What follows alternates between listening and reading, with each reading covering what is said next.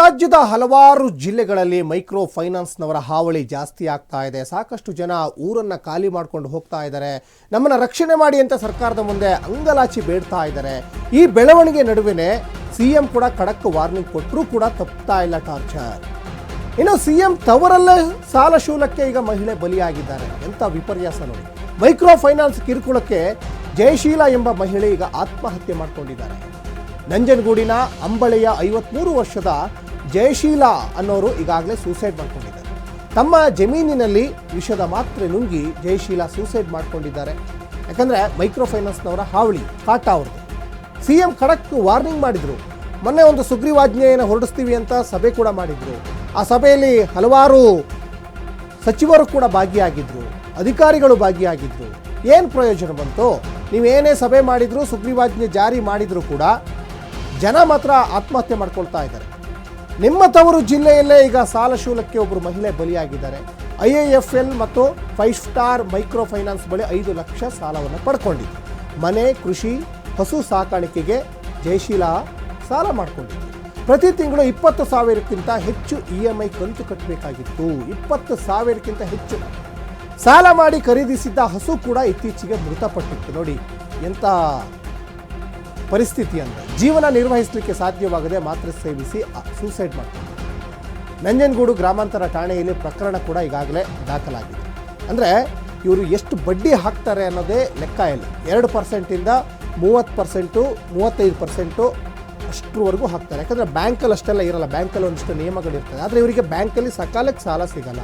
ಇವರಿಗೆ ಎಮರ್ಜೆನ್ಸಿಗೆ ಸಾಲ ಬೇಕು ಅಂದರೆ ತಕ್ಷಣಕ್ಕೆ ಅವರು ಸ್ಥಳೀಯವಾಗಿ ಇರುವಂತಹ ಸಂಘ ಸಂಸ್ಥೆಗಳು, ಮೈಕ್ರೋ ಫೈನಾನ್ಸ್ನವರು ಸಾಲ ಕೊಡ್ತಾರೆ. ಸಾಲ ಕೊಡುವಾಗಿದ್ದಷ್ಟು ತಾಳ್ಮೆ, ಸಾಲ ಕೊಡುವಾಗಿದ್ದಷ್ಟು ಸಂಯಮ, ಸಾಲ ಮರು ವಸೂಲಾತಿ ಮಾಡ್ಕೊಳ್ತಾರಲ್ಲ ಅವಾಗ ಅವ್ರ ಹತ್ರ ಇರಲ್ಲ.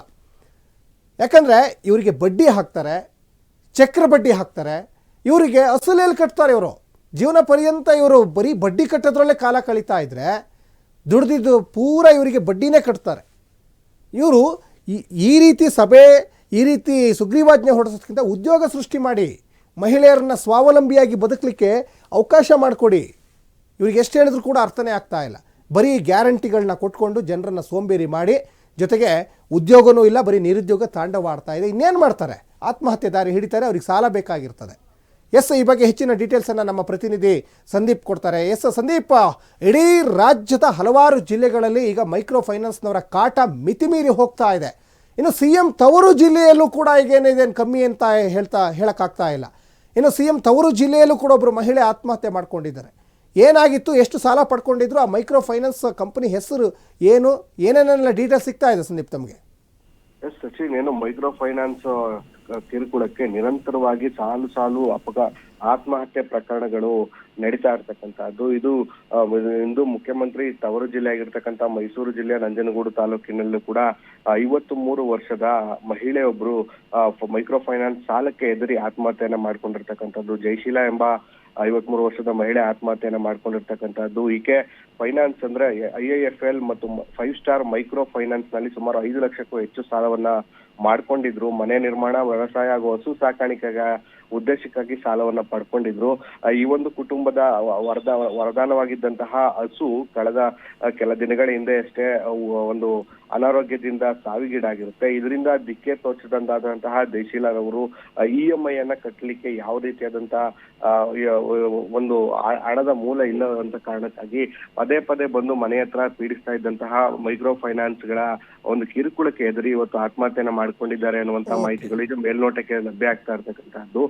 ಅಂದ್ರೆ ಈಕೆ ಸಾಕಷ್ಟು ನೊಂದಿದ್ರು ಮೈಕ್ರೋ ಫೈನಾನ್ಸ್ ಕಿರುಕುಳದಿಂದ.